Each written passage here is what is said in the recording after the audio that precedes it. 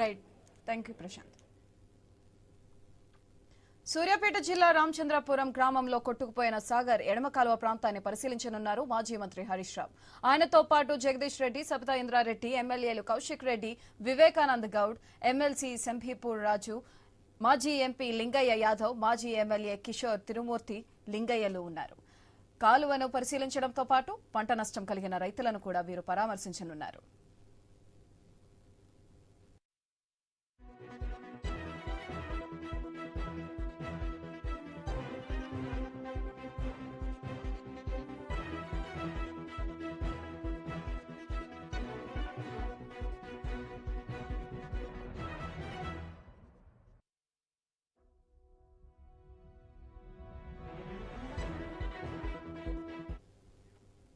సూర్యాపేట జిల్లా రామచంద్రపురం గ్రామంలో కొట్టుకుపోయిన సాగర్ ఎడమ కాలువ ప్రాంతాన్ని పరిశీలించనున్నారు మాజీ మంత్రి హరీష్ రావు. ఆయనతో పాటు జగదీష్ రెడ్డి, సబితా ఇంద్రారెడ్డి, ఎమ్మెల్యేలు కౌశిక్ రెడ్డి, వివేకానంద్ గౌడ్, ఎమ్మెల్సీ సంభీపూర్ రాజు, మాజీ ఎంపీ లింగయ్య యాదవ్, మాజీ ఎమ్మెల్యే కిషోర్ తిరుమూర్తి లింగయ్యలు ఉన్నారు.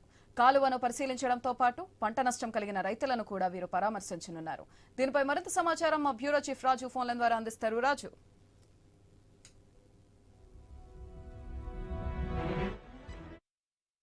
పరిస్థితుంది మొత్తం కూడా సాగర్ పరివాహక ప్రాంతం అంతా కూడా నదులు నీళ్లలో కొట్టుకుపోతున్నటువంటి పరిస్థితి మనం చూస్తా ఉన్నాం. అటు రాష్ట్ర ప్రభుత్వం కూడా పెద్ద ఎత్తున రంగంలో దిగి రాష్ట్ర ముఖ్యమంత్రి స్వయంగా నల్గొండ, అదేవిధంగా సూర్యాపేట, అటు ఖమ్మం జిల్లా, మహబూబాద్ జిల్లాలన్నీ కూడా పర్యటిస్తున్నటువంటి పరిస్థితి. ఇదే సమయంలో ప్రభుత్వ నిర్లక్ష్య వైఖరి, ప్రభుత్వానికి సంబంధించినటువంటి ముందస్తు ప్రణాళిక లేకపోవడం వల్ల ఈ రోజు అనేక మంది ప్రజలు వరదల్లో కొట్టుకుపోయేటువంటి పరిస్థితి వచ్చింది. వరద ప్రాంతాలన్నీ కూడా తీవ్రంగా నష్టపోయేటువంటి పరిస్థితి ఏర్పడిందని చెప్పేసి బీఆర్ఎస్ పార్టీ ఆరోపిస్తా ఉంది. అందుకు అనుగుణంగానే ప్రజలకు తోడ్పాటును అందించాలి, ప్రజలకు ధైర్యం చెప్పాలన్నటువంటి ఉద్దేశంతో సూర్యాపేట దగ్గర కూలిపోయినటువంటి రామచంద్రపురం దగ్గర సాగర్ ఎడమకాల బ్రిడ్జి ఏదైతే కూలిపోయిందో ఆ కూలిపోయినటువంటి బ్రిడ్జిని సందర్శించి అక్కడ ఉన్నటువంటి రైతులకు ధైర్యం చెప్పాలని చెప్పేసి కూడా బీఆర్ఎస్ పార్టీ నిర్ణయం తీసుకుంది. అందుకు హరీష్ రావు నేతృత్వంలోని శాసనసభ్యుల బృందం, అదేవిధంగా ఉమ్మడి నల్లగొండ జిల్లాకు సంబంధించినటువంటి ఆ పార్టీకి సంబంధించిన ముఖ్య నేతలు, మాజీ ఎమ్మెల్యేలు, ప్రస్తుత ఎమ్మెల్యే, మాజీ మంత్రి జగదీష్ రెడ్డితో పాటు మిగతా నేతలందరూ కూడా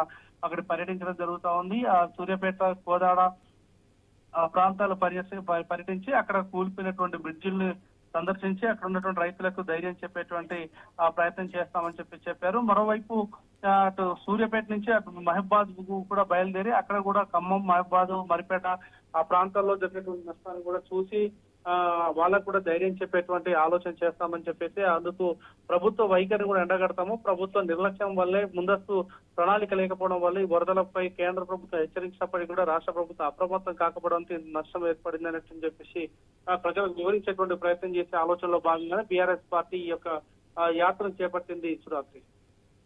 రైట్, థ్యాంక్ యూ రాజు.